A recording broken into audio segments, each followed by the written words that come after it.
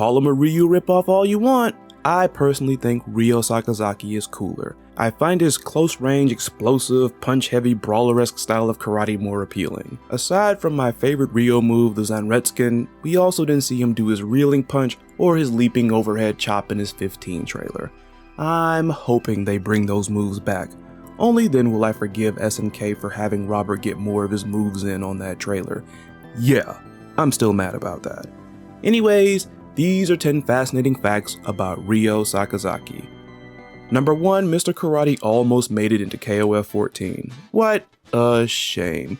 Looking at his 15 reveal, we got back to the trailer quicker than I expected. It seems we won't be getting the older, super serious, beer bottle chopping Ryo donning the Mr. Karate 2 mantle in this game either. The only hope at this point would be if KOF 15 has DLC costumes, which is also how Mr. Karate 2 nearly made it into 14.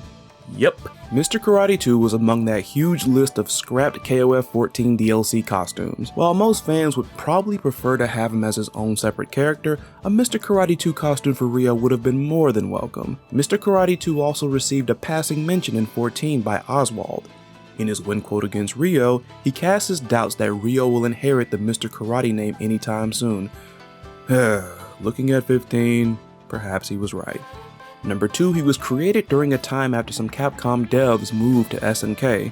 What many people would tell you is that Ryo was an obvious sign of SNK shamelessly ripping off Street Fighters Ryu and Ken, the two faces of Capcom's breakout fighting game. What that crowd may not be aware of is Ryo's creator and the creator/director/producer of the first Street Fighter are the exact same person, Takashi Nishiyama. Alongside another former Street Fighter designer, Hiroshi Matsumoto, the duo would depart from Capcom and become employed by SNK. They would develop most of SNK's fighting games, including Fatal Fury and, yep, AOF. It's not even like there was any denying on SNK's end when it came to Ryo, as Nishiyama stated the Invincible Dragon was created as an homage to Ryu and other Street Fighter characters. This connection was even further explored in SNK and Capcom crossovers, where Ryo and Ryu often interact. Thankfully, there was not even the slightest hint of ill will from Capcom at all. Thank goodness. Number 3, he inspired a game designer to join SNK. It may not be much of a surprise to hear a fighting game character inspiring someone to do something like hit the gym or take up a form of martial arts, but inspiring someone to join your company is on another level. The game designer in question found the requirement list for a position at SNK on a bulletin board at their school by chance. They were amazed by the game Art of Fighting, which they went on to call a masterpiece. Their favorite thing about the game was Ryo Sakazaki. The protagonist made such an impression on this aspiring designer that they knew they were going to work for SNK. That aspiring designer? Nobuyuki Kuroki. Further confirming the Invincible Dragon's influence on him, Kuroki would post a tweet on Ryo's birthday in 2017 stating that had it not been for Ryo, he probably wouldn't have been making video games. Number 4, Hiroaki disliked his orange gi. Ever wondered why Ryo ditched his mango martial arts threads and had facial hair in Biriki 1 and Wild Ambition? Well, there's your answer. Hiroaki Hashimoto designed the older Mr. Karate 2 Ryo and decided to give him a coal-colored gi instead. He felt this color was chic and actually cool compared to the orange. In Maximum Impact 2, he additionally dons the Mr. Karate mask. His Wild Ambition design brought back the orange pants, but also included a more modern, updated gray top and a slight redesign of his gloves. Despite a nice chunk of fans pining for Mr. Karate 2 to make his Canon KOF debut, Ryo's reveal in 15... Alright, you already get it. Next one. Number 5, an interesting KOF championship statistic. The timeline of KOF champions is quite an interesting and illustrious one. You have record holders like Benimaru, who has won more championships than anyone else. Team Japan has won more championships than any other team. Elizabeth has won more championships than any other woman and is the only woman to win multiple championships. Then you have Ryo Sakazaki, who has quite a special standing amongst the KOF champions. He is, to this day, the only Art of Fighting original to win a KOF championship. Through the 3 AOF games, the KOF tournament only occurred in AOF 2, where Ryo defeated Geese. While that info may not make his win seem all that special, it's worth noting that he and many other AOF originals have taken part in multiple tournaments in the KOF timeline. The fact that none of them have yet to rack up a tournament win is kinda insane. And again, there's lots of competition. Not only does Ryo still stand as the sole AOF original to win a KOF tournament, He's also the inaugural KOF champion. Will he finally end his championship drought with a big win in 15? We shall see. Number 6, he's one of the earliest fighting game guest characters. While we're on the topic of firsts, Ryo nearly had another accolade as such to his name. He wasn't the first fighting game guest character, but he was one of the earliest with his appearance in Fatal Fury Special. Now before you slam your tables, point at the screen, and yell at me for calling Ryo a guest character, I know both Fatal Fury and AOF take place in the same universe and both are SNK games. However, AOF is Ryo's home game, ergo, with him appearing in Fatal Fury, he is a guest character. Bonus fun fact, this guest appearance was one of several events that inspired SNK to create the KOF series. If you are curious, the first known fighting game guest character is Karnov. The main character from the Data East platformer of the same name, Karnov would appear as the main antagonist and boss character of Fighter's History. Also made by Data East, Fighter's History was released about 6 months before Fatal Fury Special. It's an interesting story, but that's a video for another time. Make of that what you will. Now back to Ryo. Number 7, his guest appearance in Fatal Fury Special almost didn't happen. Yes, another one of my favorite type of facts. Another edition of it almost didn't happen. There's actually quite a catch to this particular scenario. Ryo was actually SNK's second choice to be a hidden boss in Fatal Fury Special. Their first choice might surprise you a bit, as said character was being developed by another company. That character? Hanzo Hattori from World Heroes. Even though ADK was a subsidiary of SNK at the time, the staff ultimately settled on Ryo as they found him to be a more interesting guest to Fatal Fury Special. When ADK folded in 2003, SNK bought up their relinquished IPs. Hanzo Hattori would later appear in Neo Geo Battle Coliseum alongside other ADK characters from World Heroes and Aggressors of Dark Combat. Interestingly, this was also one of a handful of games to feature Mr. Karate 2.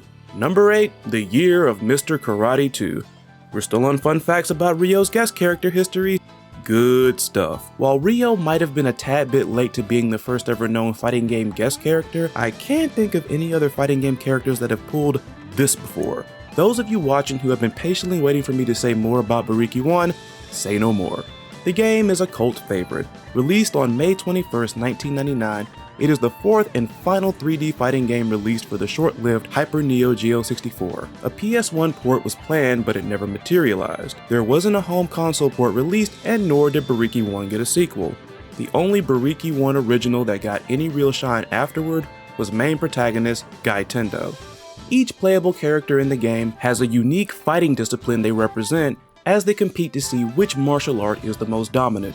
To most casual fans who'd pick this up for the first time ever, they might find one familiar face amongst this flock: Ryo as Mr. Karate 2. Earlier that same year, on January 28, 1999, SNK released Fatal Fury Wild Ambition, a 3D fighting game with gameplay similar to that of a 2D game and controls reminiscent of real bout Fatal Fury 2. The plot of Wild Ambition is a retelling of the Fatal Fury storyline. Remember when Geese held the very first KOF tournament? SNK apparently did, as they included Mr. Karate 2 in Wild Ambition, effectively tying in the AOF 2 storyline as well. With these appearances, Ryo effectively made 2 3D fighting game guest appearances within the same year. Whoa. Number 9, he was cut from an anime. Poor Ryo, this would have been better for him than that AOF anime. An old meme involving the Invincible Dragon became something of a running gag in the romantic comedy manga High Score Girl. Remember I Must Use How Shokoken? In case you don't, it originated from the first AOF cutscene with Ryo riding his motorcycle. In the English version, the dialogue in question is translated to, "Fighting a guy with a weapon? I must use Haoken." The full quote is translated to, "If I fight with armed forces, I can't help using the How Shokoken." The humor is also found in the image of him riding his motorcycle while still clad in his karate gi, which is seen as unsuitable and disrespectful to such a uniform. Sheesh, Ryo, no wonder you aren't Mr. Karate in the KOF canon yet. Anyways, High Score Girl is centered around Haruo, whose insanely good gaming skills are all he's really got going for him, and his relationship with Akira Ono, a rich, popular, multifaceted, silent girl who games as an escapism from the strict educational regimen enforced at her home. In High Score Girl's world, many 90s video game characters interact with the main characters via their conscience, assisting them in overcoming real-life struggles. Unfortunately, Ryo was adapted out of the anime adaptation. In case you're curious, whenever Ryo would appear in the manga, he constantly advised Haruho to use the Hao Shokoken to solve any problem he encounters, to which Haruho points out isn't very helpful at all. He definitely saw the KOF 14 Women Fighters team ending, didn't he? Number 10, he has a ripoff. Believe it or not, he sure does. As explained earlier, seeing Ryo was created not long after some former Capcom employees were employed by SNK, it would make sense that there may be some similarities afoot. Unless I missed something during my research, I don't recall any ex-SNK employees working on The Master's Fighter. Seeing that most of the characters are seemingly inspired by SNK characters, could be possible. This game was made by South Korean company Unico, who you might remember for Dragon Master, one of many Street Fighter copies released in the 90s after Street Fighter II's massive success. Anyways, back to the Master's Fighter.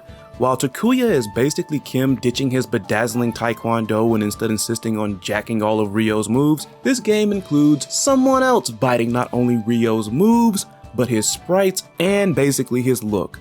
Meet Mr. Death. And that is his name, Mr. Death. And no, I didn't make that up. I attempted to find info about this game's storyline, but all I kept running into were so many sources talking about how garbage this is, so I gave up. I just hope that Mr. Muerte has at least the common courtesy to not drive vehicles in his gi. He seems too much like an edgelord to have a friendly rival like a Robert. If he has family, judging by how this guy talks, I'm confident he murdered his entire family tree, which is probably something he would say verbatim.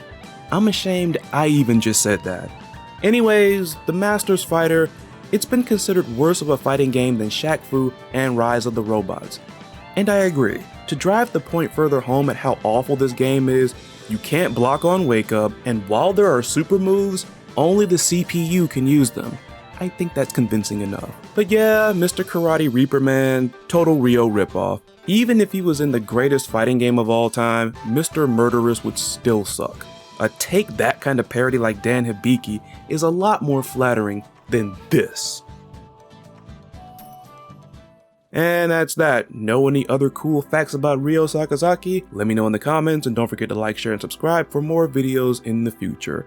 And as we always do, make sure to vote on the pinned comment on this video to determine who I'll cover next. You've got to vote on the pinned comment below. I constantly insist that you all do this so I can actually get an accurate count, since all of the votes will be in one place and I don't have access to a community tab yet. And speaking of which, I'm gonna correct a little something that happened on the last poll. So I unfortunately forgot to close the poll in the previous video in this series, and certain people voted and I don't think they got the message. So to make amends, I will count your 2 votes toward the next one, and it's convenient that they voted for somebody that didn't actually win the previous poll. So to Mega Man Zero and AB, I will carry over your votes for Iori to this poll. And once again, you have got to vote on the pinned comment below for me to count it. If it's anywhere else on the channel, I'm not gonna count it. Thanks again for watching, and I will catch you all next time. Take care, be safe out there. See ya.